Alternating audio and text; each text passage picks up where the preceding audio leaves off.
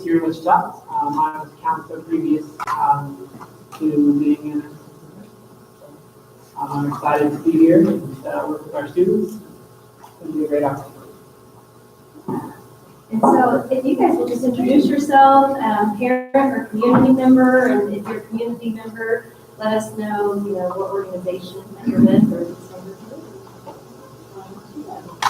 My name is Chester Selman. I'm with Speak Out Kansas and the volunteer schools we work with various little projects.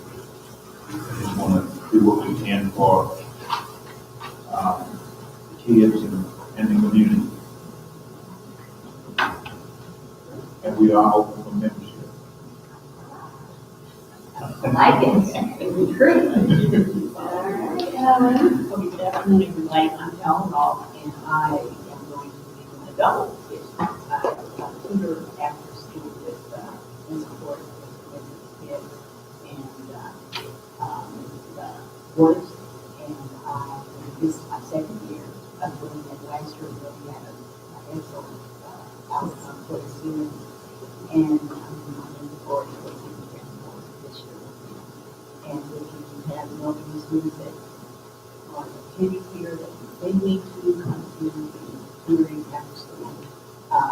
We call it for invite them to come in and talk to them so she can evaluate their needs. Can you talk what you did tell us what organization Oh, you're with, so everybody knows. Yeah, I mean, you told us all the fabulous things you're doing. It's Progressive Missionary Baptist Church, and we actually adopted the school last year, and we are one, hopefully we'll be able to do a lot more this year. Pastor Roosevelt came to church.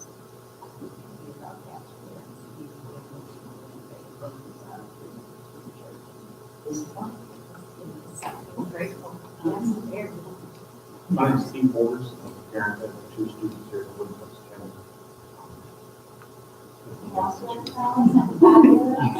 This is wife Patrice. Yes. I'm Linda Rainbow. I'm the school nurse here. I'm excited for another year. I'm Earl Burkholder, and Senior Pastor of the Springs of Bliss Missionary Baptist Church, which is your neighbor right here on the corner. And of course, we've been trying to kind of partner with Garden Parks and that kind of thing out through the years. Yes, wonderful. We love our community members. Janice, you want to introduce yourself to everybody? We'll put you on the spot. Oh, no, Go I'm again. sorry. I'm Janice Martin. I'm Jackson Hunt's mother, 6th grader. Volunteer. Yeah. Right. And Ashley. Put Ashley on the spot. You want to introduce yourself? Hi, I'm Ashley. I work in the office and I have 2 girls that go to middle school, Jeffrey. I have 3. One just graduated out of high school. Come on, Ian. We're gonna put you on the spot too. We'll let you introduce yourself. Then. I'm Ed Wilson. Holter Wilson's father. And she's in 3rd grade this year. And this is his 4th year here at Golden Parks. Taking them together. So, Patrice, are you ready? Yes, we are live. And so also joining us is Shane Burger and Candace Davidson. Oh, awesome. So Parents. they are parents. And so what we're going to do is I'm going to monitor comments and questions. And so as we, go over one thing and then I'll ask those questions for parents. Okay. And Christian, did you want to introduce yourself? You might as well. Come on in. I'm Alicia Davis. I'm a volunteer. This is my sister and my nephews, Coach Korea, and Hope Lovey Steps. Yes. We had to change our volunteers to that. So I have to ask a favor. Is it possible that you could move down a little bit because they can't? You are fine, but this table, if you would join. This will take 3 more years. No, just like just Pastor Burkhalter, Mr. Wilson. So where do you want Yeah. Can you move like on this side of the table so they can This see? side? Mhm. Yeah, or there, it's fine too. We need to see our pretty faces. Yeah. There you go. We're streaming live our You are. meeting today. You sit down this way. So you're, do you want me to go first, or you're in first, PTO? Oh, no. You want me? Mhm. Oh, what?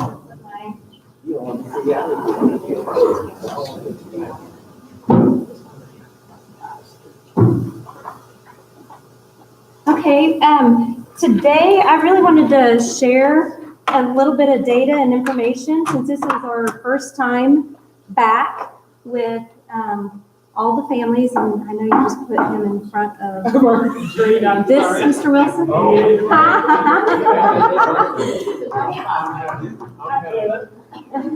This is our first time, so next time we'll have it down. Arranged. That's beautiful. It's so pretty. My Jay, hi.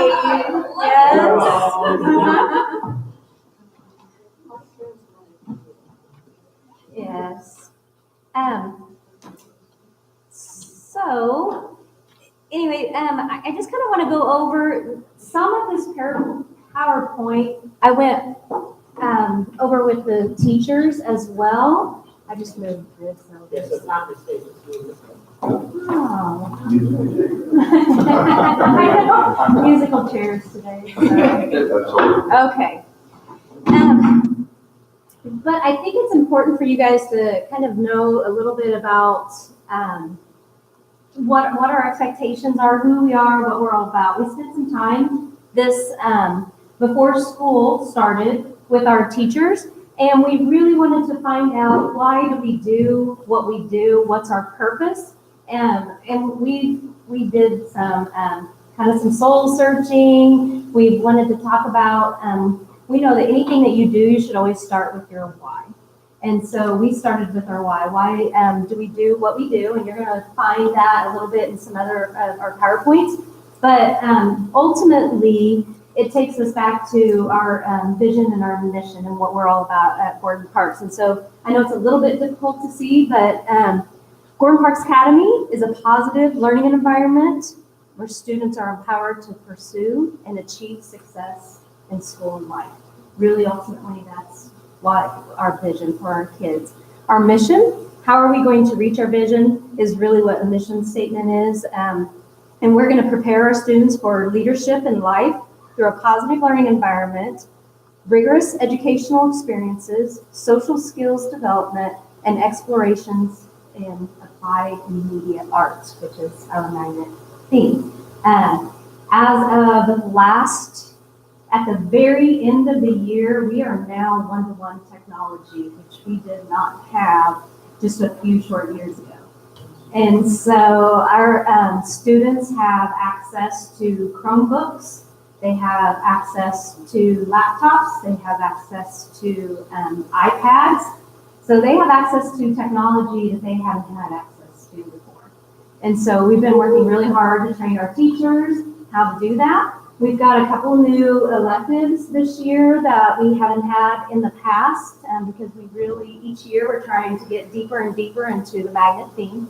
Last year was mostly a planning year for applied and media arts. We started a couple of electives for our middle school. This year, we're trying to really create some pathways, and so students will start having an opportunity to explore different areas of the arts, of the media arts, whether it's filmmaking, audio production, photojournalism. Those are our three main themes. We have, we hired just a media arts teacher. And Justin, you want to introduce yourself real quick? Sorry, I got to put you on the side. Sorry. Even everyone, I'm Justin White, I am the executive director of the Boys and Girls Club, just behind us. Welcome, thank you for coming.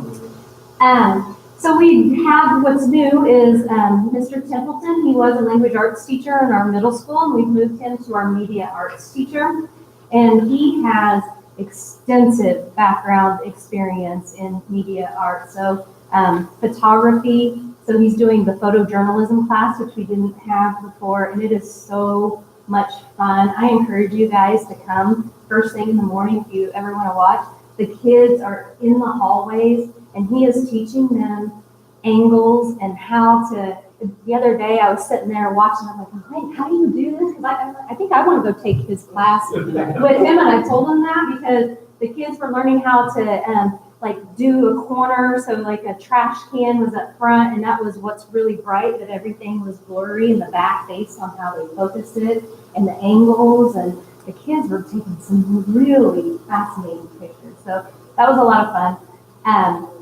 He is also doing an audio production class, and again, I invite you to go in and look, give us maybe 1 month, because we don't have everything in place, but the district is very kind, and we have about $40,000 invested into that classroom.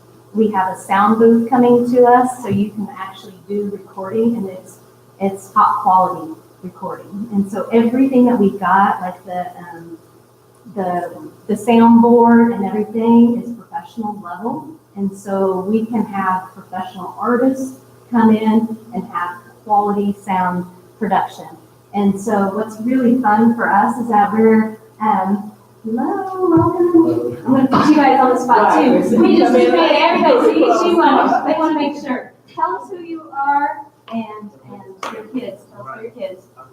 I'm James Ailes, and kids are Elijah, Xavier, and Abel Williams -Adams. They're the twin boys are in the 7th grade and Abel's in the 5th. This is my wife, so. And welcome. You want to tell us something fascinating, or are you going to let him say it all for you? Well, the 2 kids that we have, we're adopted them, but we love each of them. We've been having for a while, so they good kids. They are the parents. They are the parents. Yeah, well, we really enjoy them being at Garden Park. This is the boys' 2nd year, 2nd year, and my daughter's 1st year. So they're having a great time. So are we. And this is, don't sneak in. Yes, it is nice. Ms. Wilson, we're going to have you introduce yourself and who you belong to over there. With, not to. Not to. Maybe. We're referring to all that thing together, right? Yeah, that's true. Yes. My name is Nayu Wilson. I am Coulter Wilson, 3rd grade's mother, and he is my partner. That's right. And yeah, we enjoy this program. Yeah, recent change, very exciting. Yes, yes, it is. Thank you. And that's kind of what we were talking about, are some of our changes. But we will have high quality. One of the things I was starting to discuss is that we're kind of the behind the scenes is what we're teaching our kids, not necessarily in front of the scenes. So those kids that actually want to like do performance and plays and things like that, they may go to like a Buckner or Brooks in the performing arts, where we are about the production piece of it and helping put the music and mixing. And we've got some artists. I know Mr. Templeton knows some actually professionals in the music industry. He's going to be bringing them in. They're going to start working with our band and our orchestra to start using the sound booth so they can learn how to mesh everything together. So we're going to start doing cross-curricular, working together. And it's not just our middle school that has some of these great opportunities, but our elementary, like I said, we're one-to-one technology now. And so we're bringing a lot of that down into the lower levels. So our music teacher is going to be incorporating that in. We have a new art teacher this year. Our other one, she moved to Colorado, has been here pretty much since the beginning. So we're going to miss her, but our new teacher that we hired comes with a lot of digital art experience. And so, so we thought she was a good catch for us. And so she's going to start incorporating in the digital arts into the art rooms for our younger kids. and like I said, just the technology with the iPads in the classrooms, they're gonna start learning. We have some apps like GarageBand, so they can learn how to start mixing music. They're doing a lot of that photojournalism piece. We have even kindergartners starting last year that were in the process of learning how to take pictures and tell stories and do that. So it's pretty fun. I know we have a former student with us, but she was here with some of the changes. I don't know, do you want to speak to any of the changes? Because you were kind of part of some of the new classes that came in. I'm putting you on the spot. You don't have to do it. Yeah, I was a part of the group looking. We did a lot of photography there. I did a lot in the students class. I was in the design. So I did whenever I had the time I was always working. We actually helped me work on a project to get a KY website at my new school, and I'm making a video and teaching them how to do that. Yeah. So it's fun. It's a lot of fun. I really would love for you guys, like I said, give us maybe another month to get everything in place, but we would love to have you come in and just see what's going on with the kids and the excitement. So, any questions? Do we have any questions, Patrice? No, but Tamara Huff, she's Yes. logged in. She's our family engagement, family community engagement person for the district. She just said, this is a very innovative idea, and thanks for doing this. And Maria Gonzalez is also doing this. Very good. Welcome. We're going to talk a little bit, like I said, I want to share a little bit of data so you know how we ended the year and what our goals are for this upcoming school year. Every year, and we are constantly looking at data, we're constantly wanting to grow and get better. That's the whole purpose. We don't ever want to be stagnant. We are never okay with just mediocrity, and we always want to get better. And so in order to do that, we really have to work together as a staff to look at the data, talk about what it is that we're going to do. Can't keep doing the same thing over and over.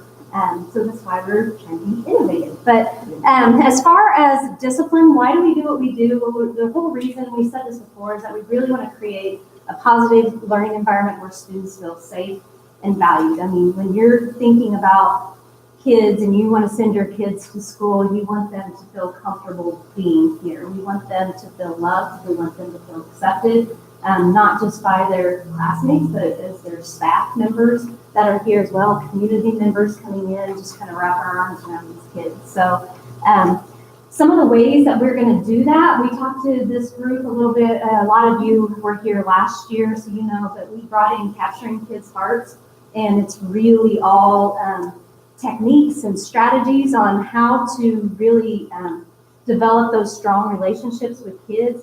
I don't know, last year we started, kids have to give a handshake before they come into class, or an elbow bump, it could be a hug, it could be something, but some type of greeting. We don't force kids to do that, but the kids want it. It's fun to watch. I'm just going to give a quick example. We have a brand new middle school teacher who has not been trained on Capturing Kids' Hearts. And the other day was one of the first days of school. She had heard about it because we talked about it, but she hasn't gone through the full-blown training. But the kid just stood there and just kept looking at her. And she's looking at the kid, and it's just like, hi. And he's just in his hand. And he was waiting. He would not walk in the classroom until she shook his hand to walk into the classroom, because that's becoming such a routine. Because it's a quick check to see your kids move before they walk into the classroom for the day. That's a good way to test the waters. To see if they're not okay, you can immediately see that. You are there engaging your kids the moment they walk in the door, walk into that classroom. You can really get a feel of what you can do to help and support. And so that's just a small portion of Capturing Kids' Hearts. We're really going to start working on some check and connect. Some of our kiddos, I think we all know, it's not a secret. You have kids that struggle a little more than other students. And when I say struggle, it may be something going on at home personally. It could be something academically that they are really struggling, and then that may cause anxiety, fear, and there's always a story behind the kid. There's a reason they're doing what they're doing. And so with some of the structure that we're putting in place is for us to get to know those kids better so we can help them be more successful in school.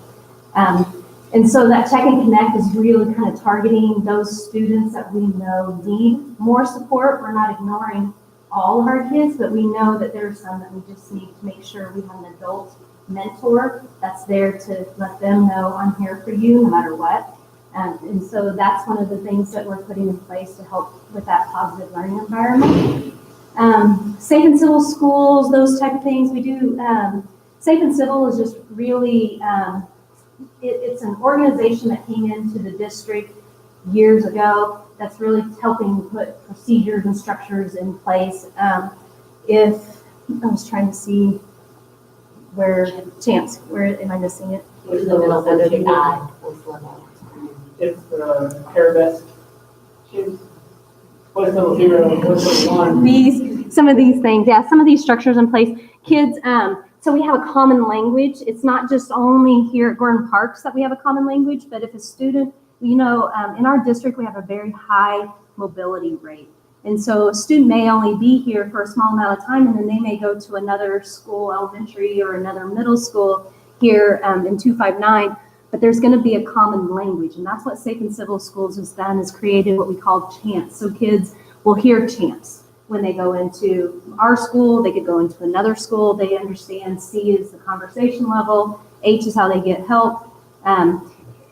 What? Oh. Just mouthing. Oh, okay. A activity. Yeah, A activity, N movement, P participation, S is the success.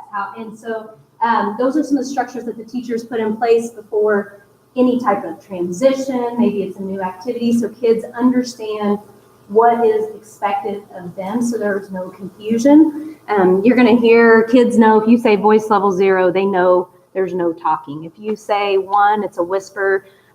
2 is something that may be a little bit louder, like they should be able to hear maybe in the class. And then there's presentation, like 4, maybe I'm a lot louder, and then you've got your outside levels. So those are the different levels, but it's a common language, things that kids are familiar with. And I think a lot of you know that kids really like structure. They may not know they like it, but they need it and they want it and they ask for it. And so that's how we're going to provide that for them.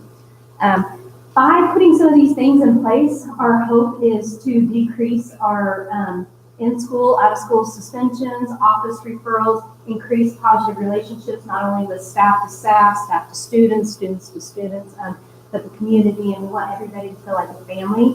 That was one of the things, and I'm going to tell Miss Kennedy, I'm going to brag on her a little bit, but we knew we wanted a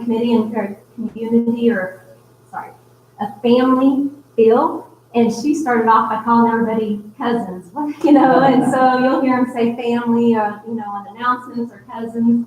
And it was so cute. I was in the lunchroom. It was day 2, and I had a 4th grader come up to me and gave me the biggest hug. He was like, "Hi, cousin." And I was like, "Hi, cousin." It's so fun. But the kids really feel like we're a family, and I can see that. And those of you who may have not been here for a long time, I feel like in the 3 years just that I've been here, this is starting my 4th year, there's been a huge shift in the feel here at the building. And I'm not just saying that to say it, but I've heard it. I've heard it from the community. I've heard it from our parents. We're not perfect. I don't know that there's a lot of schools that are perfect, but we're sure heading down the right road. I can tell you that. It's a great feel.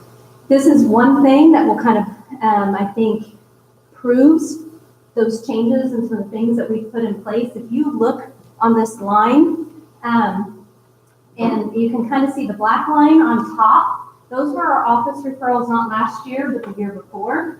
And if you look at the blue line, those were our office referrals last year. And thank you. I was going to do that. I didn't want to do this or again. No, don't. You're good. So you can kind of see that. You can actually see the numbers. So each month it has a breakdown, and this is K through 8 data. We do separate it by middle school and elementary. We have that data too, but just for the purpose for you guys, we put it all together. Our goal, we set a goal last year that we were going to decrease office referrals, and this was a staff's goal. This was not the Kingery goal. It wasn't administration. They said we want to reduce the office referrals by 50%. And Miss Kennedy and I looked at each other and we're like, okay, can we do something that's realistic? You know, I mean, we love that you're aiming high, but you also want to have a realistic goal. Well, you can't see because I didn't put the final total. We decreased office referrals 51%. So huge, half the amount of kids coming through the office in 1 year. And I attribute that to a lot of our staff and just the change.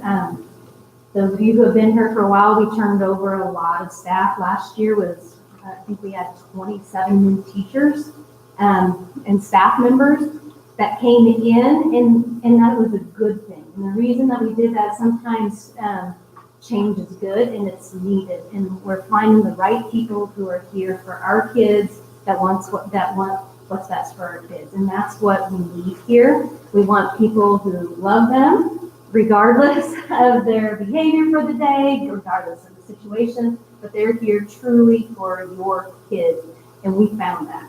And I feel confident in saying that to you, is that we found them. And this year, we had one teacher, one new teacher in our elementary. Everybody else stayed. The only reason we lost a teacher is because we were, the budget cut with the district cut us 2 classroom teachers at our elementary level.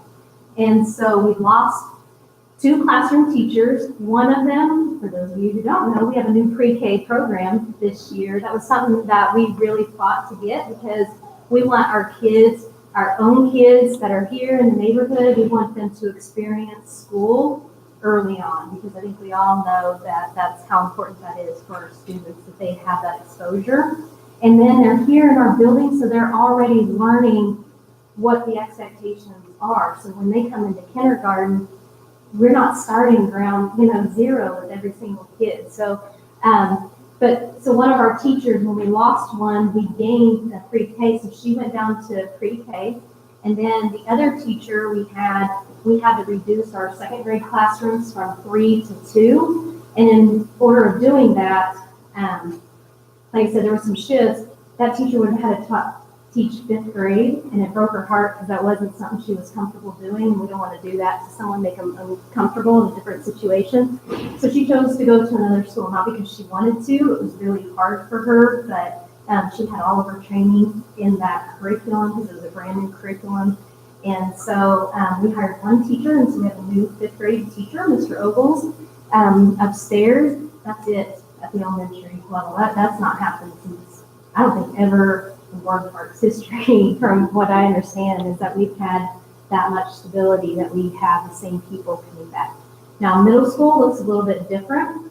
We've switched a lot of teachers in middle school, but we really didn't lose a lot. We just shifted our middle school teachers into different types of positions within the school. So we do have new middle school teachers, but we didn't lose but 2, ultimately. The others we shifted around. So. And one went home to stay with her baby, which is understandable. So,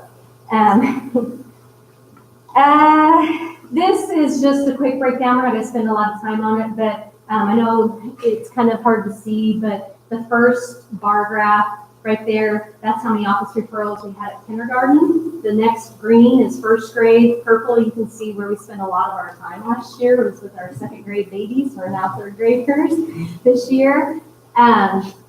Yeah, it was all Mr. Wilson's son. I'm just kidding, not at all, never. No, it really wasn't at all, not at all.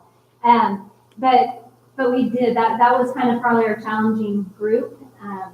We've lost some of those kids, we gained some new kids, and so that may look very different this year than it did last year. It's just, you never know. But then you can see from there on out, our 3rd, 4th, 5th, 6th, 7th, 8th, and that's really where it is. Just not a lot. It's spread out pretty evenly, with the exception of the 1 grade level.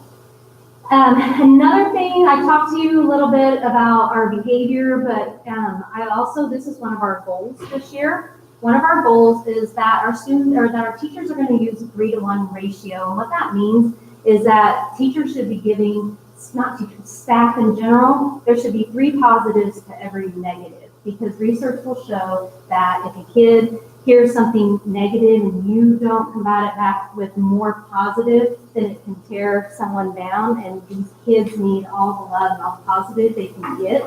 And so we are documenting as administrators when we walk into the classrooms, we are keeping track and listening and hearing what's happening, so we can give that data back, we can give feedback to the teachers, or we know what we need to do to professional development wise based on our observations and our walkthroughs. And so, yes. When you're talking about tracking, is it just what the teacher's saying, or is it also like the other students? We're not, that's a great question. The question was, are we tracking just what teachers are doing, or are we tracking what student interaction is? At this time, we're really just tracking the teacher interaction with the students, that how much they are. And a lot of times, and I'm sure you guys, even in your own job, you don't really know what you're doing and saying, and you're just moving and grooving. And sometimes you need somebody from the outside looking in to help you reflect, because you may not even know you do it. You may not know that you're calling on the exact same student a majority of the time, because that's the one with the hand up and the teacher's just wanting to move. But then they can hear it from the outside and they're like, oh, it's a reflection. The whole purpose is a growth model. It's not an I gotcha model. Our purpose for doing this is to help our teachers grow, so therefore our students will grow in return.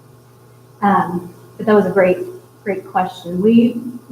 When you're talking about the student interactions, what I didn't say on that other slideshow is that we have a social emotional learning curriculum that we're putting in place, and it's now pre-K all the way up to 8th grade. So students are receiving lots of training on how to interact with one another.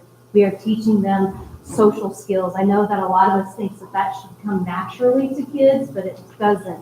We have to teach them how to get along. We have to teach them those manners. We need to teach them those problem-solving skills so they know how to interact with somebody if there's a conflict without just going and shoving and pushing them or calling them names. How do we work through those type of situations? So, Go ahead, continue. Officer Stark is our community policing officer, and he's just come in to meet us and say a few words. So. Awesome. I'm going to finish this, and then I'll let you speak. So how we're going to do those positives, we want to see a quarterly increase of 5% for our focus bucks. And so I don't know if parents, if you've heard that or not, the kids get little tickets that, I'm going to show you, that look like this on the right-hand corner over there. It's a focus buck, they're blue. And what we're really looking at is that our students are doing what we call our guidelines for success. And so are they being friendly with one another? Are they on time? Are they ready? Are they celebrating diversity? Are they, using self-control? Being positive. And so, but there's more to it, but this is our way of encouraging those behaviors. We said, and the kids in site council, you guys are the ones that created the focus statements. I don't know if you remember that, but we went and we had all those things up, and you were putting stickers around saying that, do you remember that you thought that this is really important, that you want these skills for your kids to have based on the kids started it, then we brought it to you guys, and then we put it in place. And so this isn't, again, something that we made up, you guys did. The kids said this is how they want to be treated, this is what's going to make them successful, this is what you said would help your child be successful. And then we put it in here, and we're monitoring that, and we are recognizing and honoring our students who are doing that on a day-to-day basis. And so our students, when they receive these focus bucks, they're going to keep track of them. It's kind of like money to them. So we're changing it a little bit this year. So they each focus buck may equal like $1.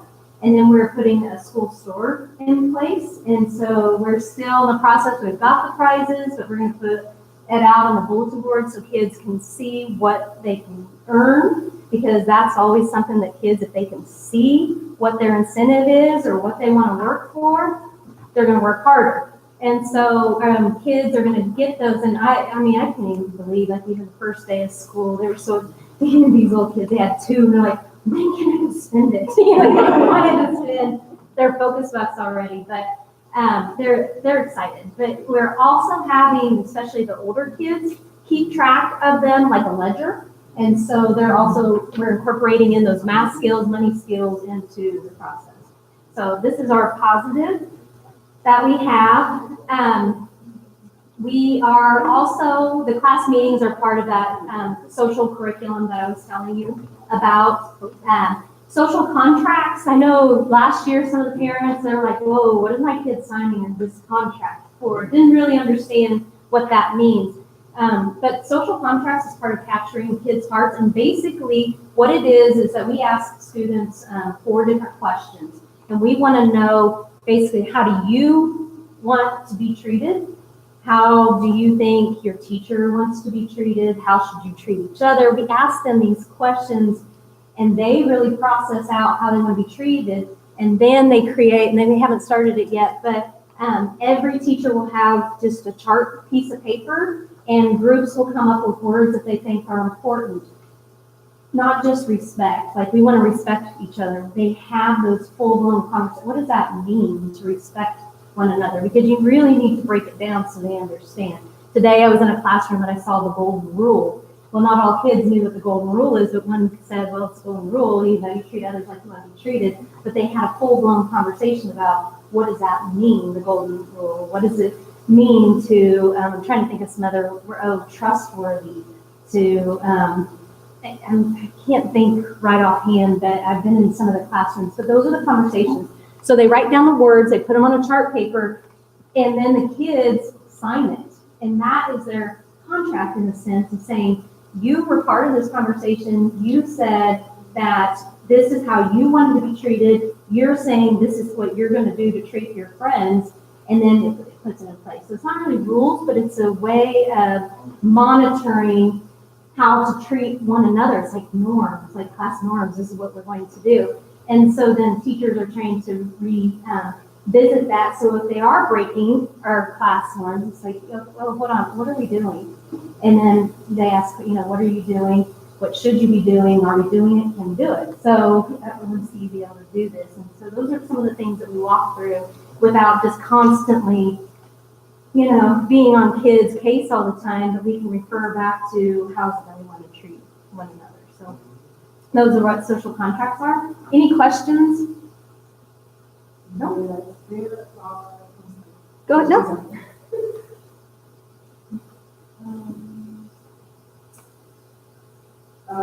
Ms. Pitts, she's in, and she said that the kids do the focus, but the kids told me that they're dollars. And Ms.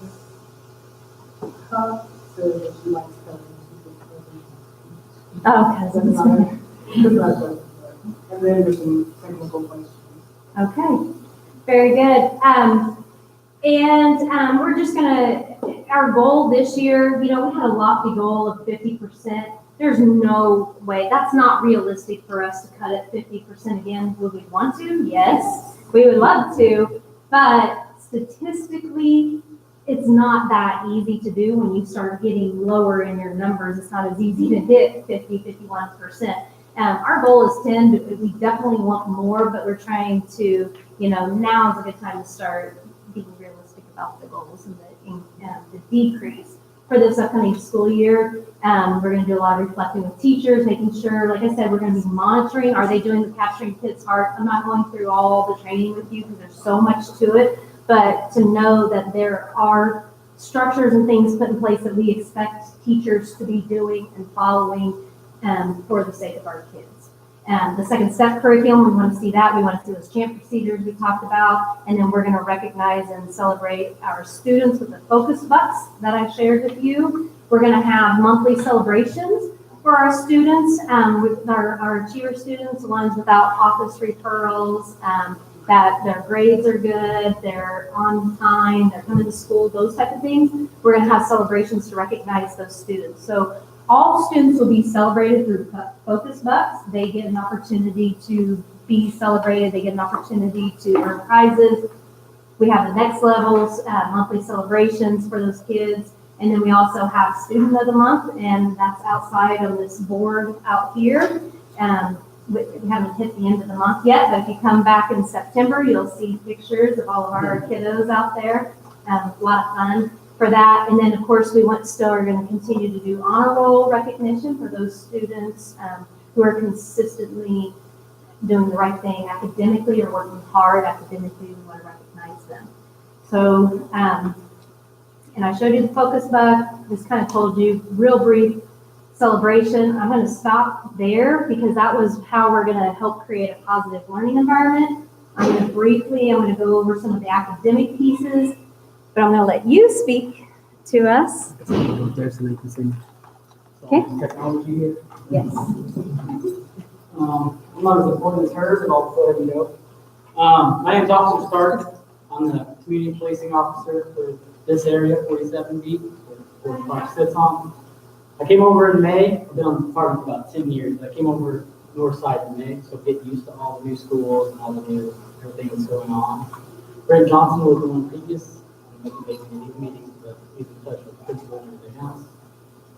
You kind of let speed a little bit with parking issues and stuff like that you've had in the past. I'm here today just to introduce myself.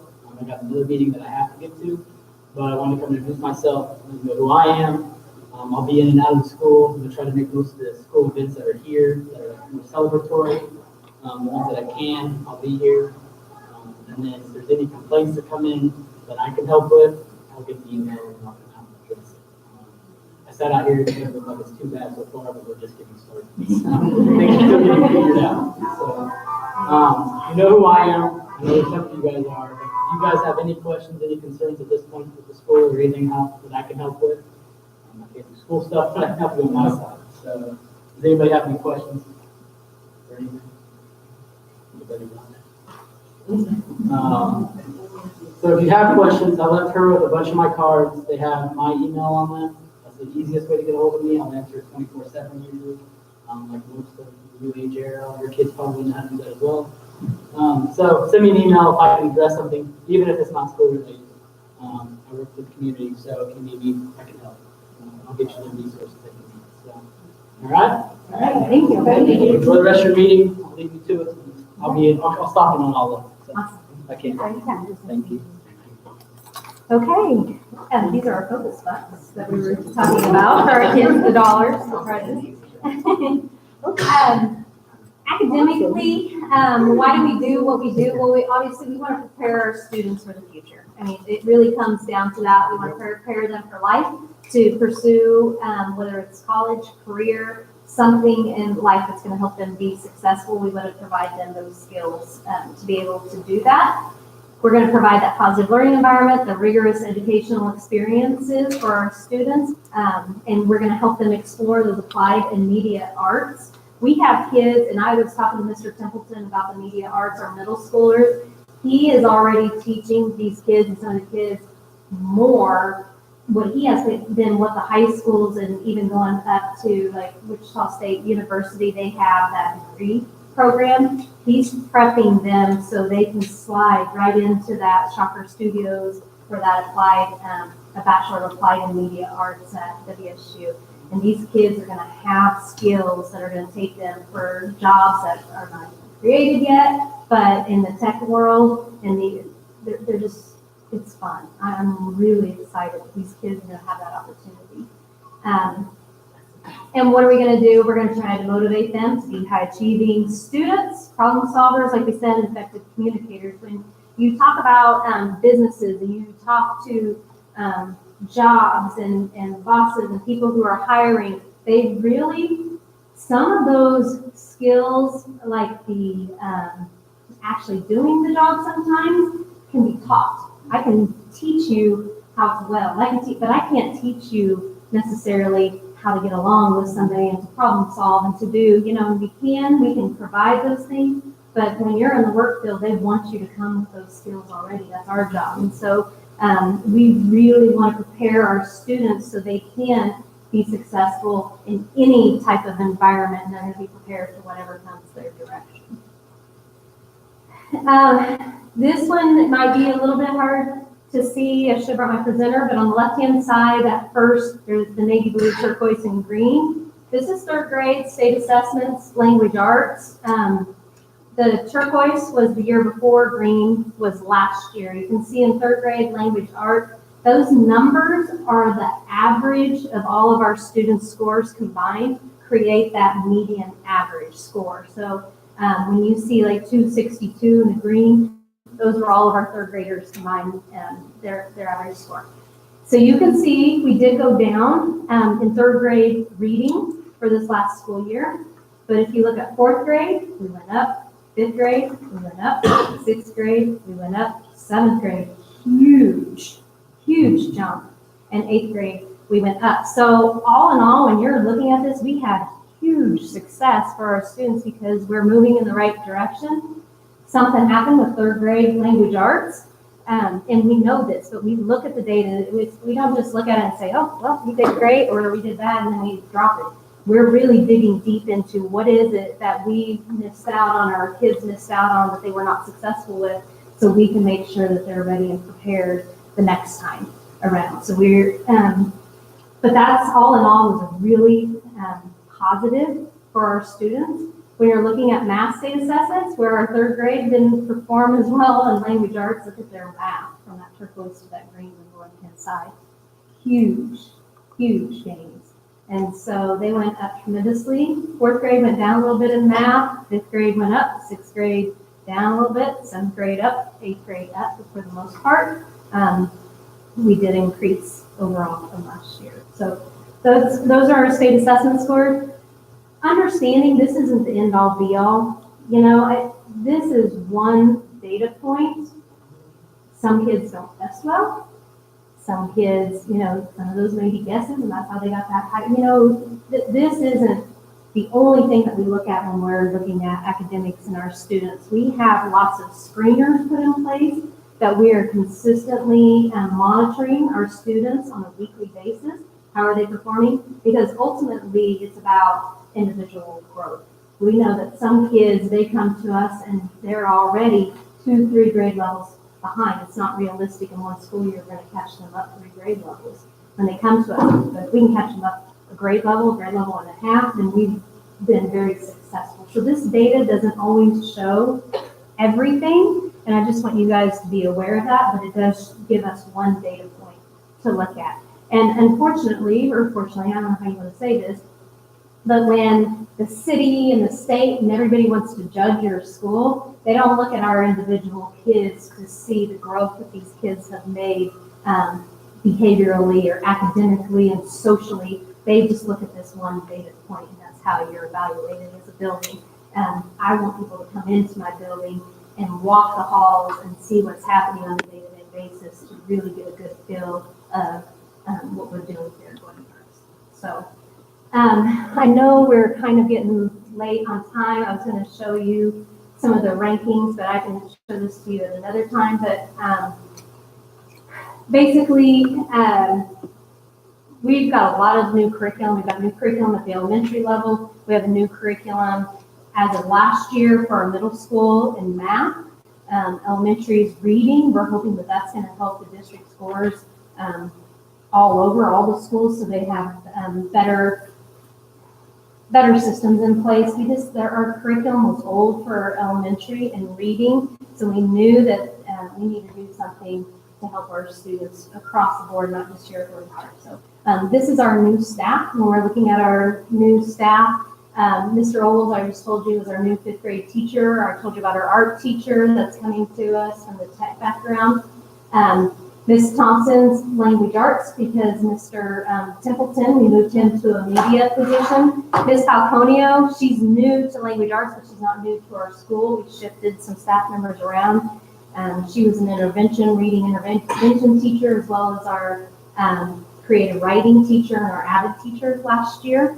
And so she's our language arts, and then we have Ms. Holland who's hanging for math, because we've shifted, those ones that stay home in the situation. So, and science. We have a new science, and moved our science to special ed.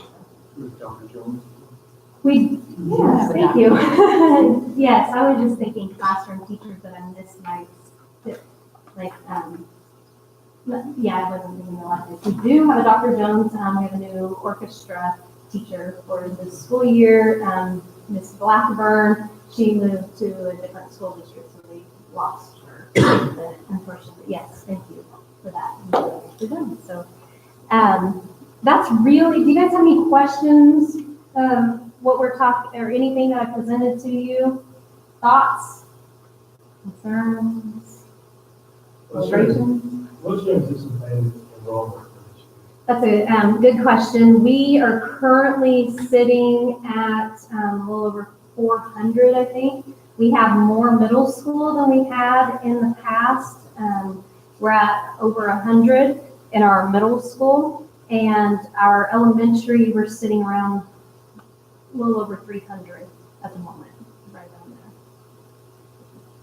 We're a fairly small school for being a pre-K through 8th grade, which is nice too. I mean, there's pros and cons to that. We want to grow our program, but it's also nice when you have small class sizes to really give more attention to the individual students. So. And Justin, I know that you are wanting to maybe, do you want to take a moment to talk about a little about your programs and the things that you're doing? Because I think it's important for our parents to hear, as well as community members, so you can help advocate for the Boys and Girls Club because they're doing some phenomenal things. Sure, absolutely. If you don't mind, if I sit down, if I stay seated down. So, show of hands, who's not familiar with the Boys and Girls Club? Anyone? A chance? We're considered an out-of-school program. We're what you consider an out-of-school program. So our model is when school's out, we're in. So we run an after-school program Monday through Friday from 2:30 to 6:30. The summer we extend our hours. We're open from 7:30 a.m. to 5:30 in the summer.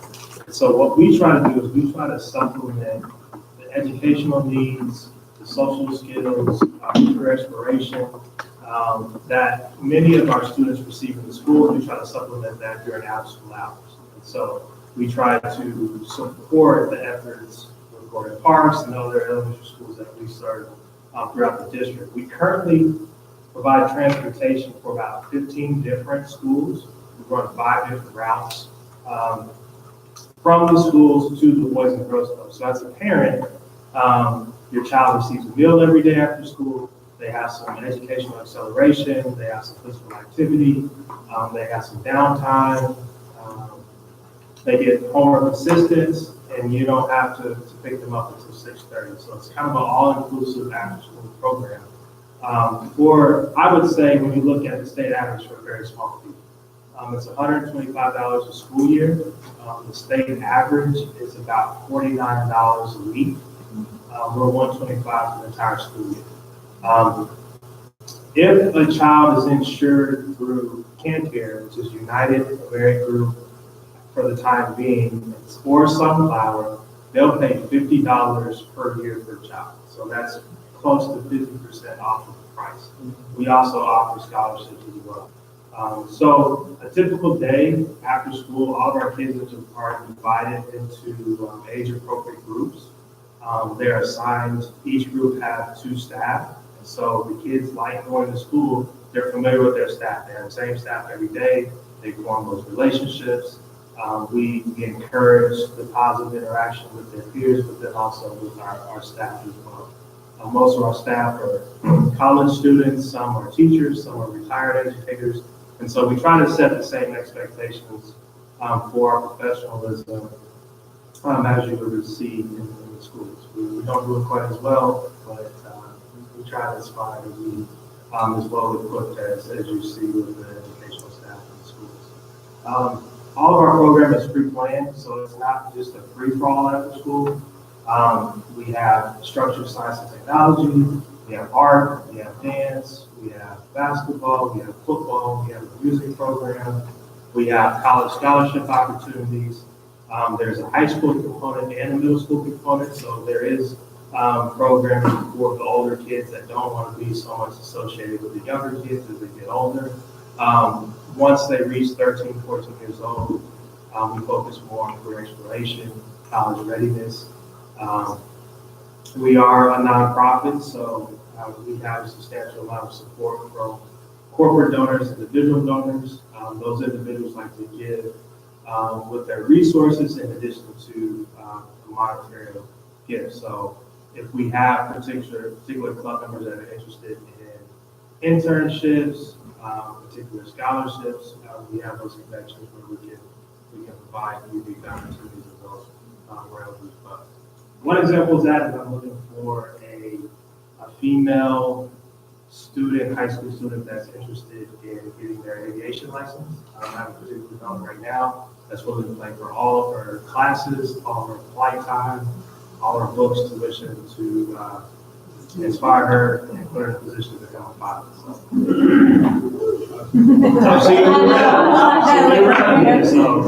But those are some unique opportunities that we provide with the Boys and Girls Club.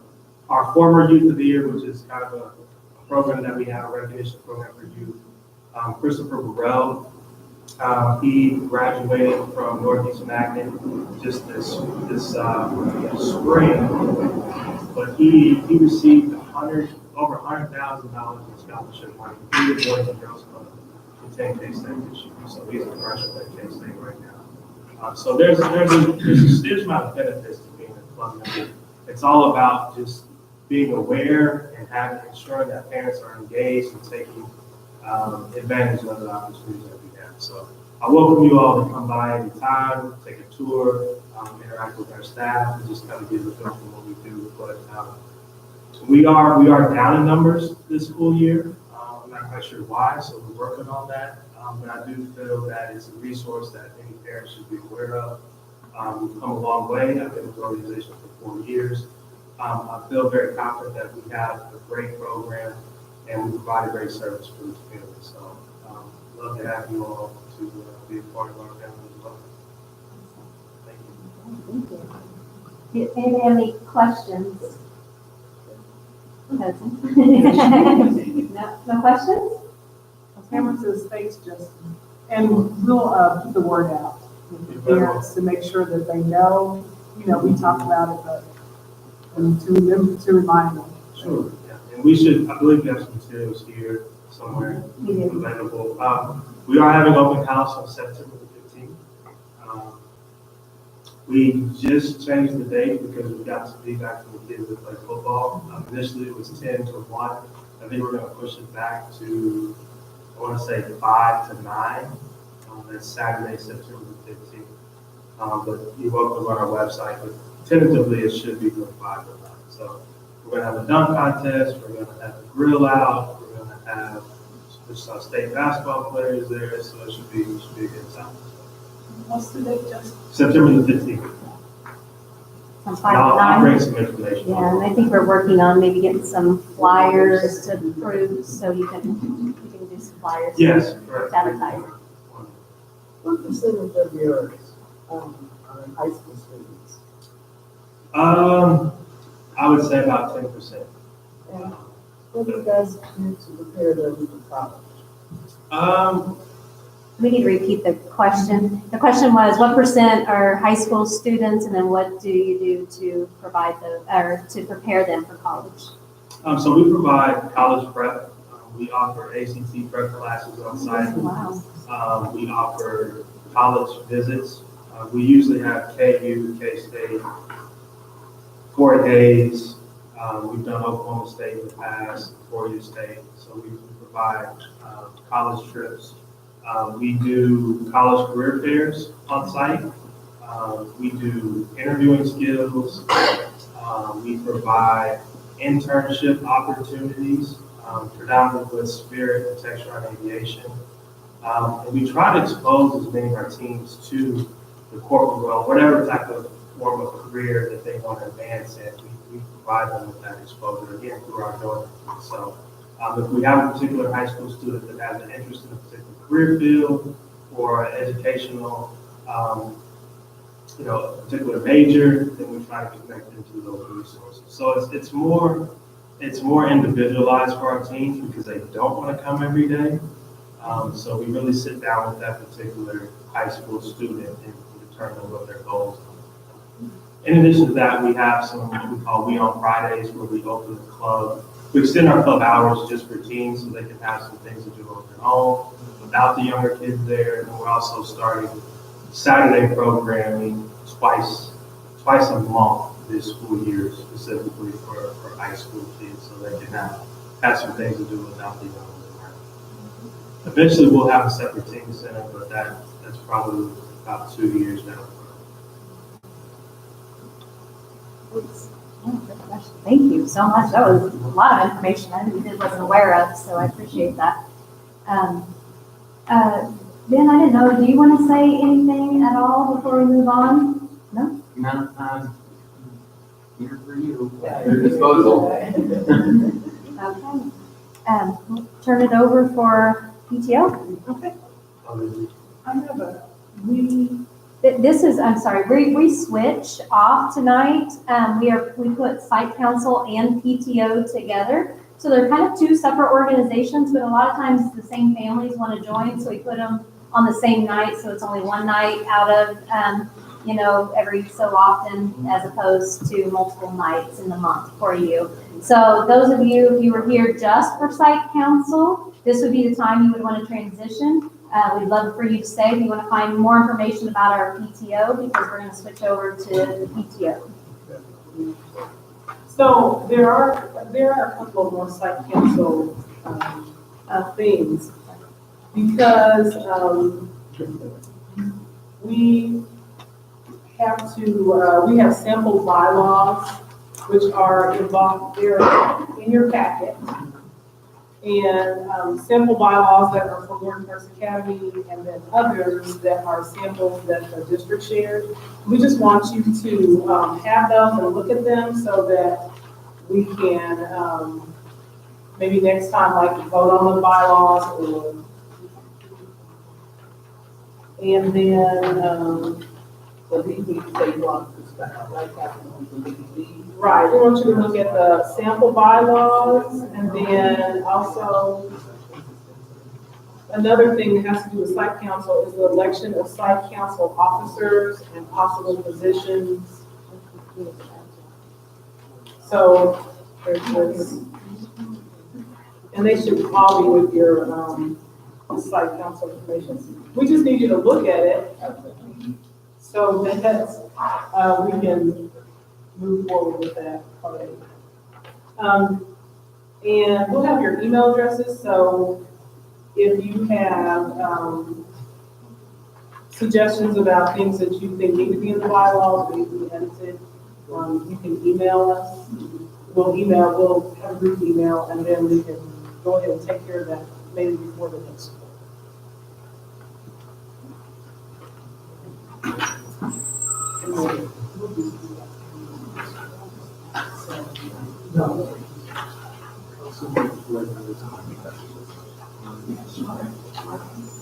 So it also has a list of the next meetings on that. So that includes site council business. I just want to make sure that we get that covered this year.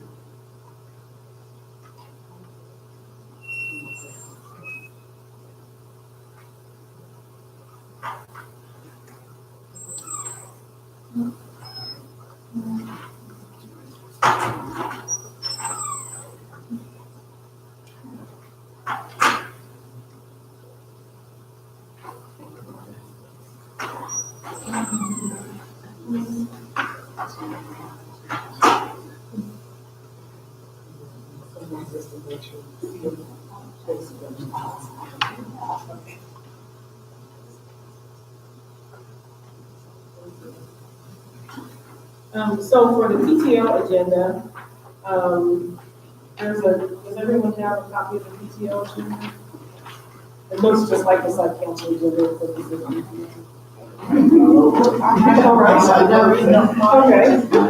All right. So everyone's already introduced themselves, and we really don't have old business. We just have new business. And one of the things that we talk about are forming committees.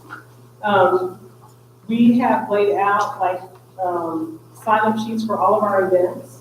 And we're not saying we want you to do the work for the events, but we would like people to sign up to be recruiters for the events, recruit other people to help with these things. Janice, Ms. Hardiman, she's leading up the box top campaign.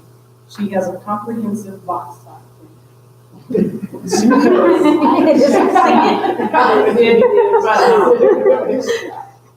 So, Janice, do you want to talk about that? And then at the end, you can look at the different sign-up sheets and see where you might want to participate or act as either sign up or participate as a recruiter if you have not already.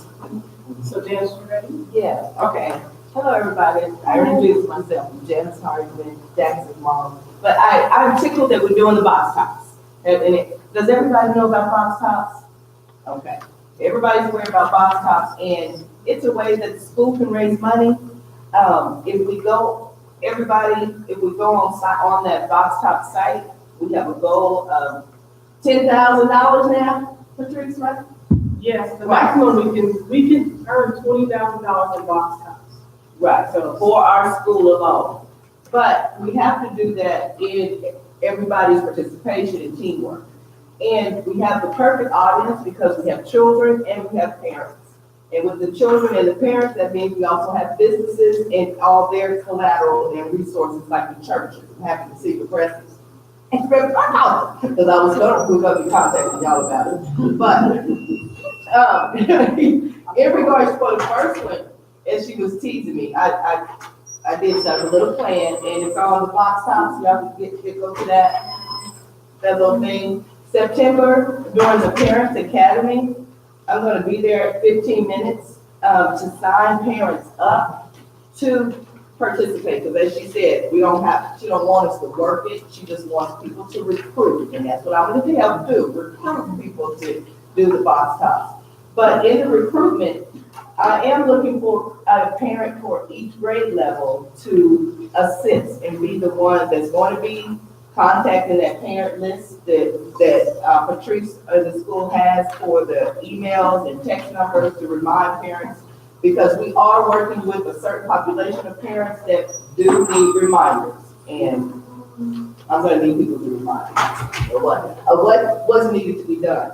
But the first thing, okay, so we'll be doing that from September the 9th through the 11th, and then the first little thing for a box top education app challenge. Now if every parent goes and just downloads this app on their phone, they will register for Gordon Parks. You will be able to know everything that we're doing under the box top activities. The money we're raising, everything's right there. And it will also give us bonus points. We're going to be doing a contest on that. And that's going to be from September 11th to 28th, and asking parents, as I said, parents and kids, because our kids have cell phones. Mm-hmm. So if they download it, they'll get the points too, and the school gets it. So what we're wanting to do is, like the bucks that the kids are getting, we want box top bucks, right? That's what we want to get, all of those. And throughout the year, every month, we'll have some box top activities for them. They'll be able to win prizes, but for September, as I said, I'm going to be asking the kids and parents to actually just go to that site and download it and put your Gordon Parks information in. From that point, they have sweepstakes, they have other contests on that website where we can get other bonus points. Also, there's a list of products that families will need to purchase. And we just got to do it like that. So box tops, y'all, as Patrice said, $20,000, and that's recycling, y'all. If y'all don't know me, I'm into recycling. That's recycling too. So please, we need to start gathering, clip them all, do the extras that, as I said, once you go to that website, it's really easy to do. You'll see all the other advantages and opportunities to raise money. So I'm on it, and I'm gonna ask different families to participate. I already started already, but I will be there, Patrice, for the parent academy. you just start signing up parents for that, because I really believe we can make that money, and money is really, it's an easy money, and we need it, and our kids can do extra things, whatever. So at the churches, they can have their movers bring in box tops. The churches? Just to the container there, if that's okay? Yes, And and their we- members will drop those in there and Right. then we'll pick them up and. And I have the churches down on, right, they're down here somewhere, I don't know, but, I have the businesses there, right, they were the businesses, but I had already thought about my church, because they're our church in Calvert, they are in our zone, so I'm gonna always ask those churches to participate in the box tops with us. Also, I will be asking the businesses in our zone to be participating. And I don't know, did you read over what I asked for them? And in the businesses doing it, I'm gonna ask the businesses to ask their customers to bring them in. And well, the kids or somebody will have a bucket there and your customers can do it. And maybe some of the small businesses will give them a little 10-cent dime off or whatever for their box top, for an incentive for the customers to put them off or bring them, because, yeah, and as I said, I'm talking about just this little area, unless we really get big and we want the trees go on out to other businesses and ask them, but I think the area businesses would be it's our school, and they're in the area, and our parents are spending a lot of money at the liquor store and the smoke shop. They can give them, they can give them customers, they can bring them in, so, right, let me get I'm getting there, but I'm gonna give them, right, y'all, they give a lot of money to y'all, so. And how does the parents be contacted? Like you said that you needed someone at the first each grade level. Yes, ma'am. So how will, say, for example, if I volunteer to do whatever grade, how would I be able to contact the parents? Well, I have a list of sign up who the parents that are interested in being on that, and that's why I'm, right, and then, right, that's how I'm gonna just be here on the parent. I'll be here doing, because my child goes here, I'll just be at PTO all the time. And you know my first right. Sign up, y'all, I need you. So we'll get the parents. That's it. Thank you.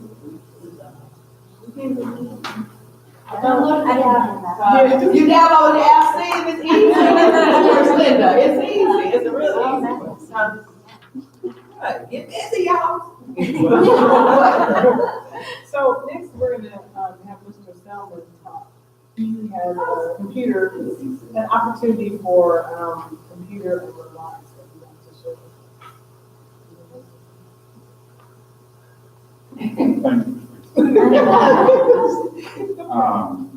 This was kind of brought to me, we don't have all of the details worked out as of yet.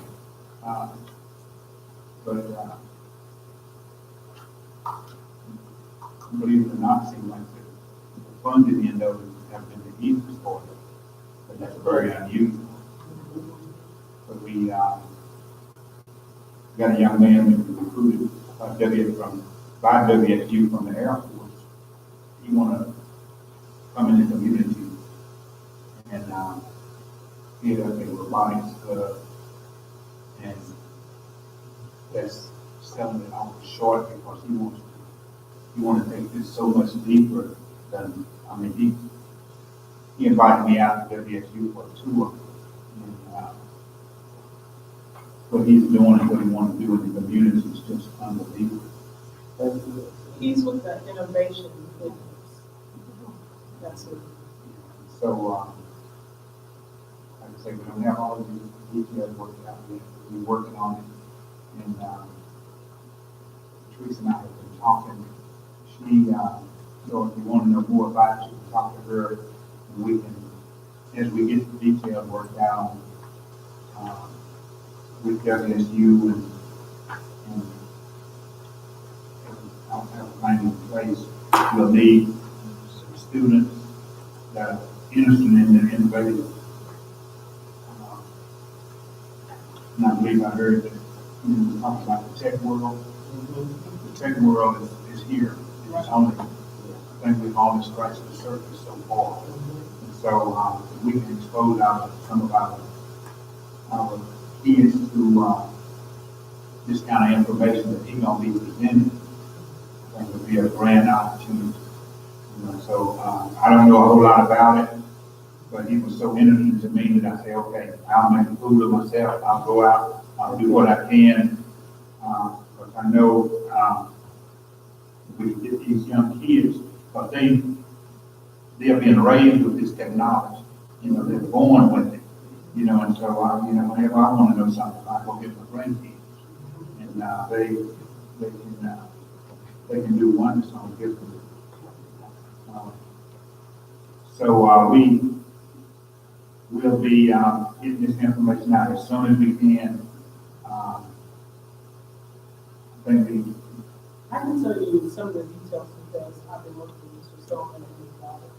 So Speak Out Kansas is going, they're gonna do it, have, about 20 or 22 students. They're asking for 8 students from our school to participate in the program.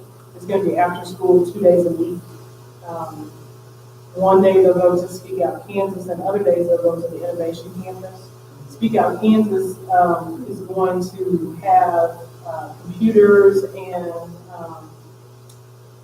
like robotic kits and things, and then there are going to be senior engineering students who are going to come and mentor the kids at Speak Out Kansas, and then they're going to go and do some of the more technical things and use that equipment in the innovation campus. So we have about 6 families that signed up so far.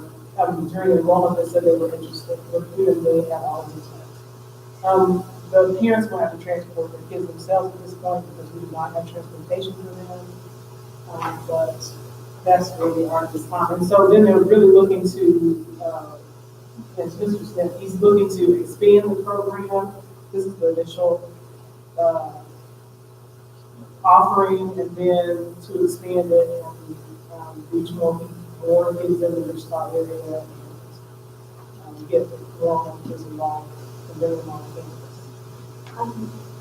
Is there any way we can match with the Boys and Girls Club to see public transportation or plus they have other schools that feed into them? I mean, I want as many of our kids to do it as possible, but you know, they have the clearances and the waiver and things for, you know, transporting kids, so maybe they do it to help. That's awesome. we have been talking to one company here in town. They haven't made a decision yet as of yet about transportation. We still working with them. When you talk, they might be able to do it. But it's always good to have a backup. You know, I would probably use both. You know, where it would be so much running on one. Appreciate that.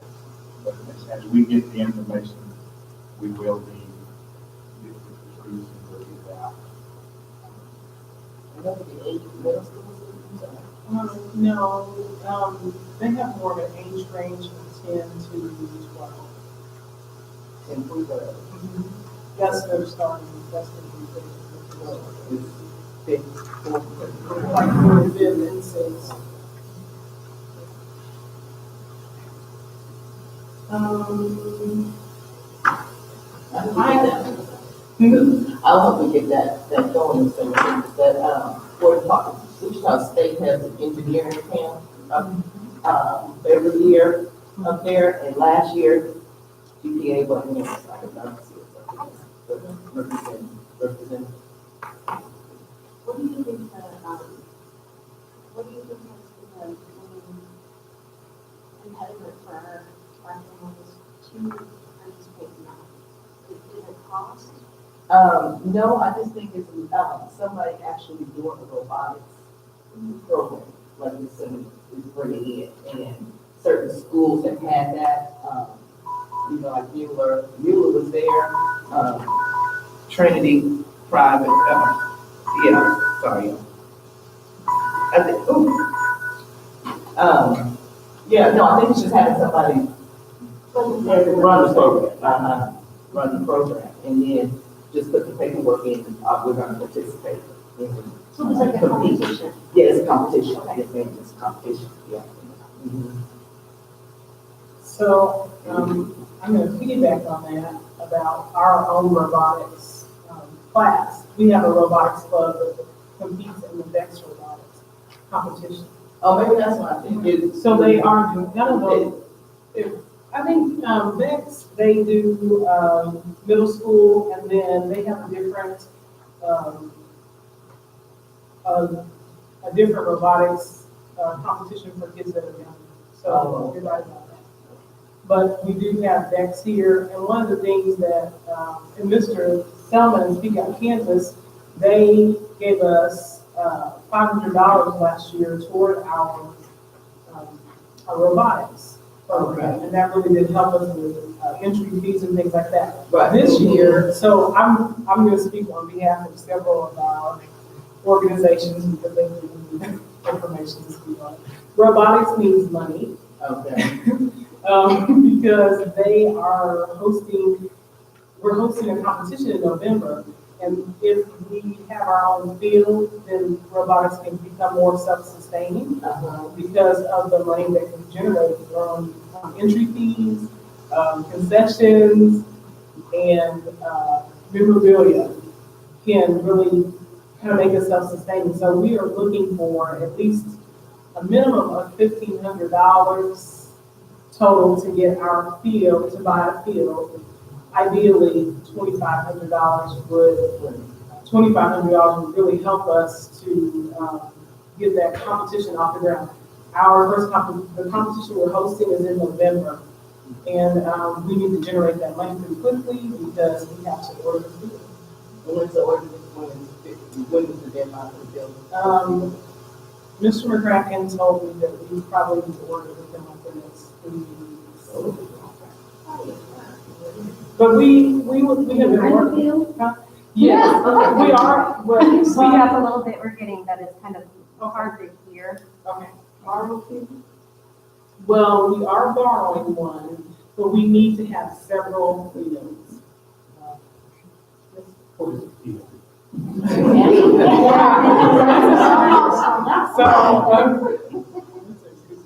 The field is just like these parameters. So they're about yay high on the sides, and then it's like a 12 by 12. Yeah, like a 12 by 12 square. And then they put the robots and the different things that they have to do within the field. And so that is robotics. I know that our media arts department has had great funding. Mr. Templeton says that he would like to have a green screen, and that costs $500. The $2,500 we need. Yeah, the for us to get into competition for that. To get for our competition to be. Our field. Yeah. So that is. We're right on, this is a fact right now. It is. It is. So that, and then, yearbook. So both yearbook and the robotics team they're gonna offer a sponsorship level. Robotics is offering a sponsorship where there could be a banner placed at the competition, and we will travel with them to different competitions for businesses to sponsor us or individuals. So, and then yearbook, this is our second year doing the yearbook. And actually, in our first year doing the yearbook, when they rate yearbooks, and our yearbook was 10 points away from excellent. But they were. Yes, and so Ms. Floro says that she's planning on being doing competitive. I don't know that competitive yearbook either. And she's ready to go competitive. And one of the things that she has, is they have advertisement, and I had you pick up this. If you can't advertise, would you please ask a business to advertise? There was a great recruiter for advertising last year. He sold about $1,000 worth of ads. Speed borders. He's a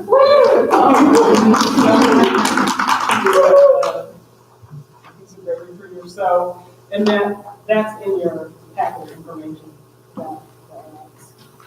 So if you, yeah, so if you have one for yourself and take one and give it to someone else and say, hey, support this. So now we need to move on to our upcoming events. The upcoming events that we're having are a carousel skate night. It's a fundraiser. We get 50% of the entrance fee of $6. It is on a Friday. There are going to be it's going to also involve a public skate.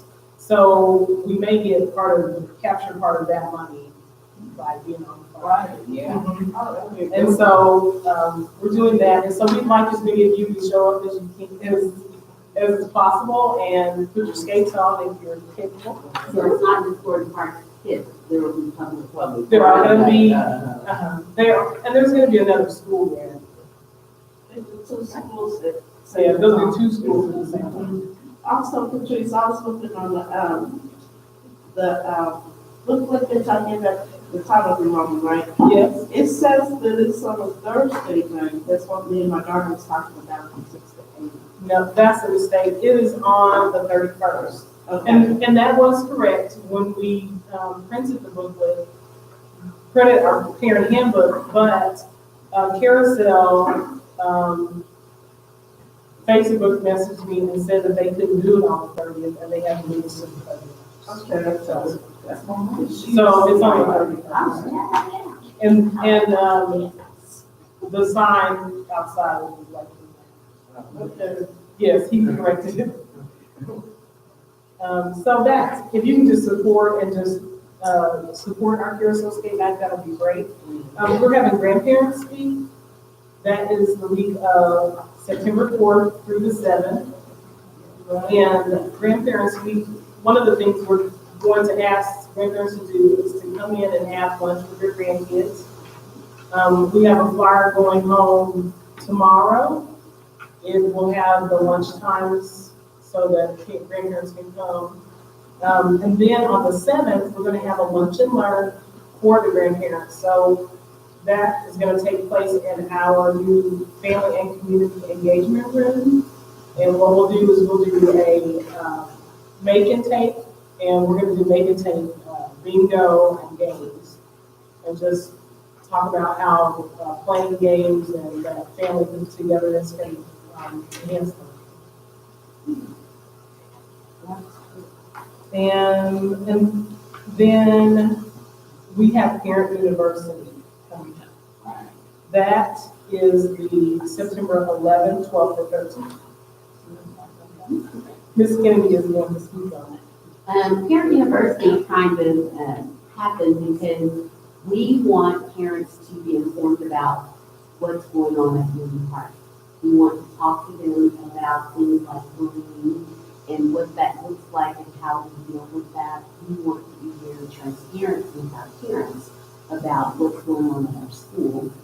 And so Parent University is where we will basically, I want to say teach, but more so inform them about policies here at Gordon Parks, how they can help volunteer at Gordon Parks, and be a part of the family and not just the drop off where they leave our kids all day. And let them know about the opportunities that are here for them through our new family and community engagement room, which we call the base room, and things of that nature. We're going to have a meal for them, childcare will be provided, and Popeyes has donated 160 chickens. So yes, we're excited. We have Progressive, we've talked to them about maybe doing the desserts for those 3 days. And so we're dividing the parents up and the families up by alphabet, so it won't be the entire school population. So we'll have 3 different nights, and they have to RSVP, let us know how many kids they're bringing and which adults are coming. And then we will have a meal for them, and then we'll talk about some of the things that are going on in GPA, but also letting them know that we are interested in what their desires are for the kids. The kickoff of those meetings will be a little icebreaker where we ask them, what are your dreams for your child? Because every parent has a dream for their child. When they're born, it's not, they're gonna fail in school and not be successful. So with that, they will have to write down what their vision is for their child. And we're gonna post those up in our building so that our teachers are aware of it, so that the kids see that their parents have expectations of them. So that's how we'll kick that off, and then we'll give them the information about our school and invite them to be a part of the family and not just the drop off, because we know it takes the entire community. And if there's understanding between us and the parents of what we're trying to do, then hopefully, we'll see gains academically, which is what we're here for. So that's here at University, and we're excited about it. The first time we were doing it. So as PTO members or community members who want help with that, by all means, we should use the trees, because we still have maybe one more night that we need to do some donations for. Yes.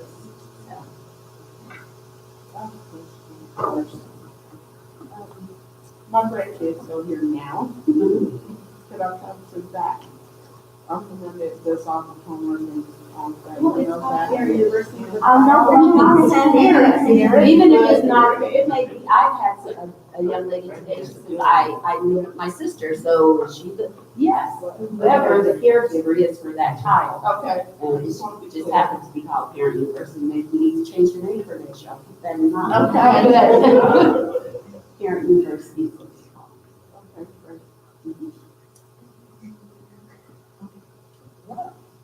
So now we're to election of 2018-2019 PTO officers.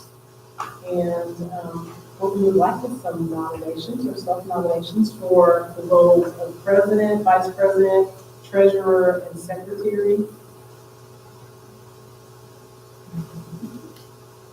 You want to explain what those mean? Maybe people might be interested if they knew what that meant. The secretary is going to handle correspondence and keep up with the minutes.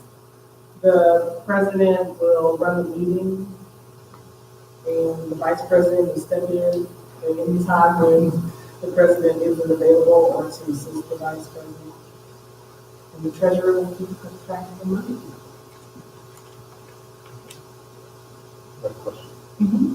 PTO is parent teacher organization, is that right? Yes, it is. You raise money, and the treasurer check the money, and then who decides how the parent teacher organization spends money? It should be the organization that establishes.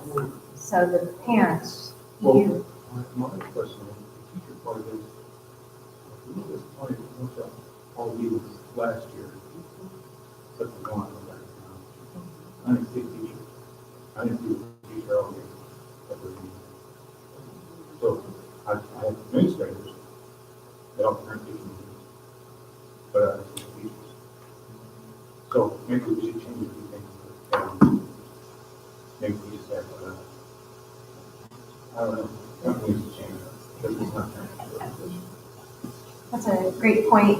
We had talked to our teachers. We have a family engagement team that is a group of staff members who are part of that team. And I think maybe something that we could look into is making sure that we have our representative or 2 or 3 that come from that team for every single meeting, and then they can take turns or volunteer. But I agree with you. It's a good point. We do So we will have work on that. a teacher online. At We least have one 2 teacher- teachers 2 online. We teachers have Ms. online. Woods and we have Before that, Ms. Carter. this was on there, she had an after school program, I understand. She would have been there. And we have Ms. Franklin here. It's still It's a new year. educator. Yeah, you bet. I just want to say that I put it to my share. It's a relationship, and that reminds me of, have you seen the working board. And one of our themes this year is every day get better. And so when you said that was, it just clicked with me, and that's our goal, is to get better. So I am the administrator over the family engagement committee, so I will take that back to the family engagement committee and make that be It's interesting. Yes. Parent teacher meeting. Yes. And I will bring that to our next meeting. I just think that the teachers are involved and they come to the meeting with parents. It's about relationships. And if the parents see that the teachers really care about their students and are involved, and once you develop a relationship, the parents have a relationship with the teachers, I just think it includes the whole educational experience. And the kids benefit. And that's what we're here for, is for the kids. I know the teachers are busy, but I know the crazy things.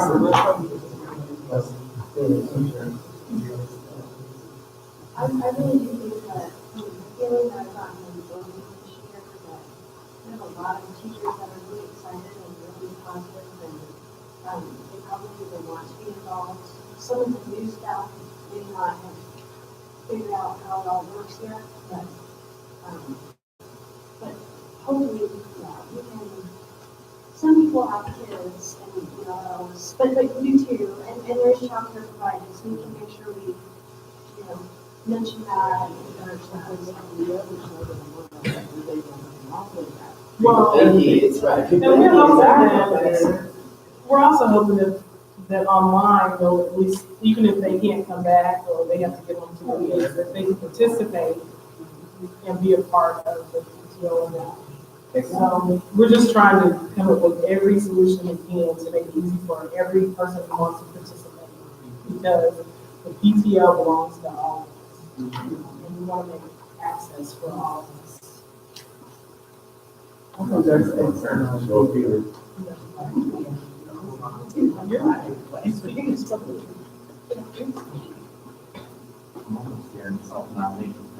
Right, Steve was getting ready to be the president.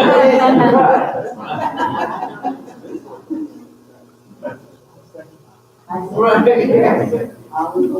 has no idea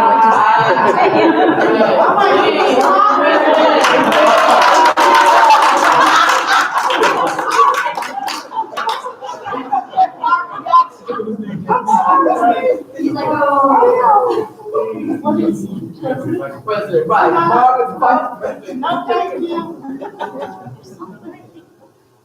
Let me tell you a story about Steve not getting involved.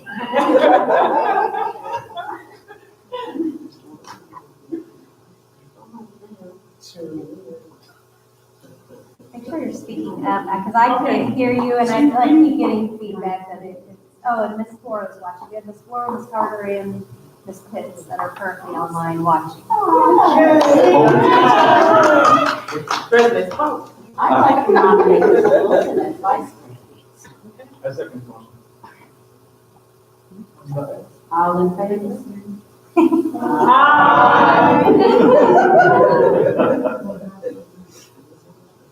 So I just hang out in the background and once he was.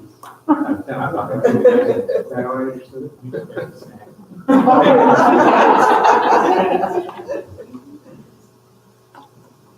can.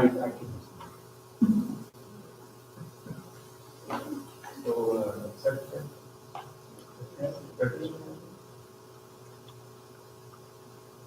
Now, I honestly would like to be the treasurer because I work the parent, I work at the school, the license.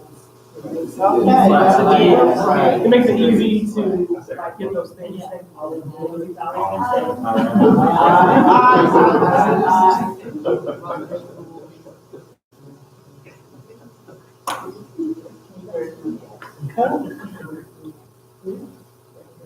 No, secretary. So what about the secretary? Ashley. But I'm already doing that. Oh, okay. Were you the previous secretary? here for PTO? No, she's talking about here in the Oh, building. You think your main job's supposed to be different than your day job? I'm gonna be the I think you're qualified.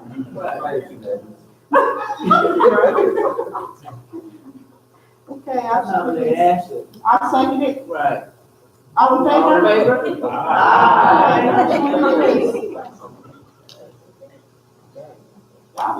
Got it done. Yeah. So all of the sign-up sheets are along the counter. And also for those of you who are online, I will maybe put attachments to the video so you can get them online. And to Ms. Kingley's PowerPoint as well, so that you can view it. We signed box top down. So, is there any other business? Anybody want, is there anything else we need to talk about? Yes. I am so impressed about how you all are doing. I am so thankful. Because things show that, you know, that everything is just coming full circle around to, you know, just, you know, making sure that we are focusing on the children. And that you all are verbally saying it. I believe you always felt that way and wanted to do it. But I just feel like they're so encouraging to do that. And I can speak for the Resolution of Baptist Church as appreciated that we will be behind you guys 100%. And not working in silos, but working on silos. Because there's just so much that we can do as an independent entity as a church. But I think if we put more of our interest behind what you guys are doing, it'll make more bigger impact. So that's what I'm going to say, the commitment that we're making.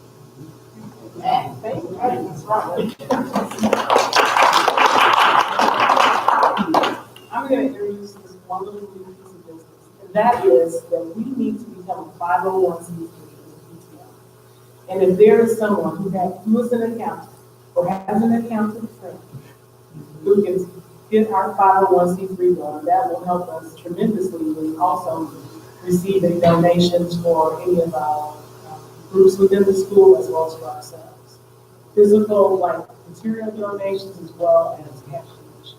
So we can utilize the schools. We can utilize the nonprofit status, but sometimes if we go and seek a particular type of donation, those entities require that we are 501c3, and schools are a different type of nonprofit. Yeah, it's a separate organization, and there's like a fee that you have to pay to be part of the national PTO or PTA, depending on which one organization. They have different guidelines.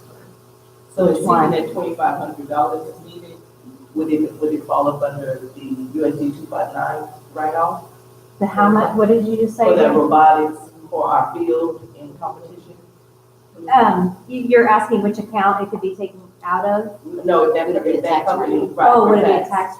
For that tax write-off. Oh, for the donation to the school, yes. School, Yes, donation to the school is a tax write-off, okay, right?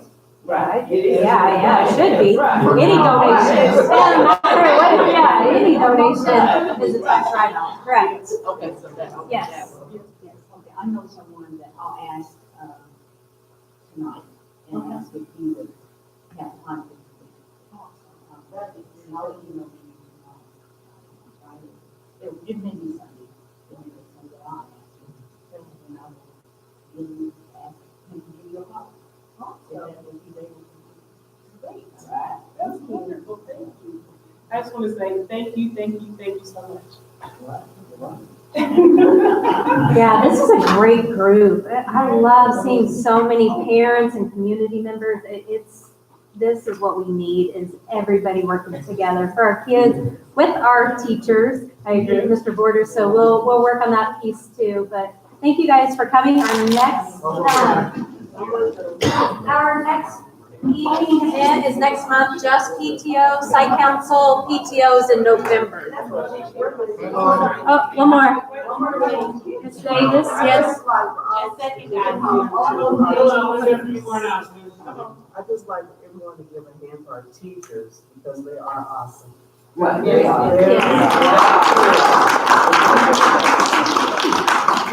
And I have one more announcement. Strangers Rest Missionary Baptist Church is just east of us. Right. They are our neighbors, and they're having their anniversary, and it's going to be a neighborhood block party. Oh, yeah. So it's this Saturday from 11 to 3. So we just want to let everybody know and to invite your neighbors and for everyone who's tuning in live to come and share the celebration. And there's going to be giveaways and games and of course food, health, and prayer. Cakewalk this year? You want to say something? Oh, yeah, no, and basically we'll have multiple health van here, firemen and fire engine, for children and police department, kind of, community police will kind of give them the little, yeah. So, with grounds, recreation, that kind of thing, so, and of course, we're eating hot dogs, so. Right. So we can just invite those, Oh, they have bells now, so we can kids come. Just invite them to come. Thank you.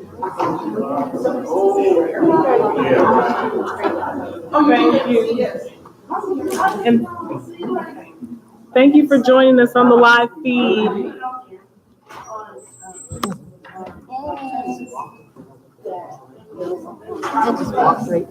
I did too, I didn't even think about it twice.